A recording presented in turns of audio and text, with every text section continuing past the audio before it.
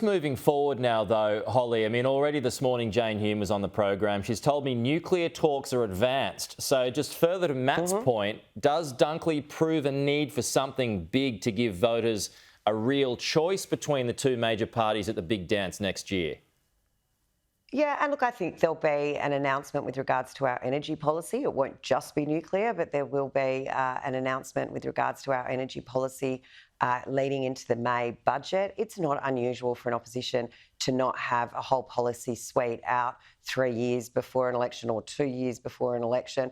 We're heading into that final election year, and you will start to see policies coming out. But I mean, this is a normal timeline for policy announcements to occur as you head into an election year. OK, Matt, does nuclear subs pave the way for the nuclear energy market? No, they're completely separate issues, Pete. When it comes to nuclear energy, we just don't see the benefit in implementing a system that hasn't been implemented anywhere else in the world, and the Liberal Party. Every advanced economy is rolling with it.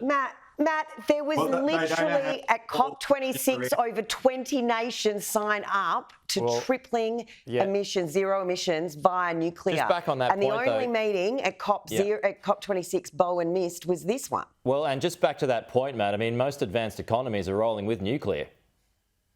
So the Liberal Party's policy is to implement small modular reactors to try and roll them. You don't know what our policy is, Matt. Well, we haven't announced it. Have you got a secret insight? And I think that's the point. You don't know what the policy is. You don't have a policy. We're not just talking small. We do have a policy. It's not announced Let Matt answer, Hollie. Yeah, just let Matt answer. That's the point.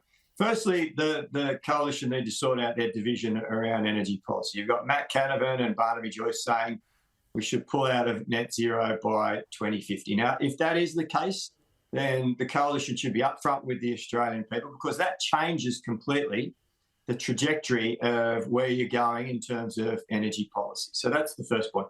Secondly, their policy is for small modular reactors, which haven't been implemented anywhere. No, it's not. And thirdly, why would you implement a system that is more expensive? So you're going to implement a system that will push up Australia's energy costs.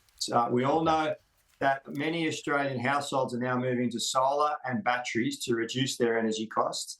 That, coupled with wind, deployable wind, solar on a broader scale, community batteries, is a cheaper way to go. And we're going to meet our commitments through that and do it cheaper. Back to you, Hollie. Now, before we change topics, can you give us a tease on where you're going to put the reactors once we get them, and how much they're going to cost, and what are you going to do with the waste? Well, I think that, look, it is incredibly presumptuous of Matt and incredibly incorrect as he proudly and definitively announces small modular reactors our policy. We haven't announced any policy yet when it comes to what the specifics are. So unless Matt's doing a little bit of ASIO spying. That's the word in the Australian.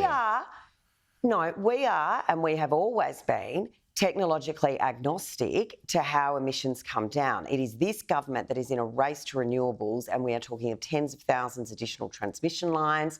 We are talking about, you want to talk about technology that doesn't exist yet, the way that they're looking to battery storage that's not there. The policy will come out when the policy is announced, but the fact that this government is so afraid of nuclear, is so afraid, when the broad population is starting to see the sense in it, because 30 advanced nations, most 30 advanced nations of the world, all have nuclear as part of their mix.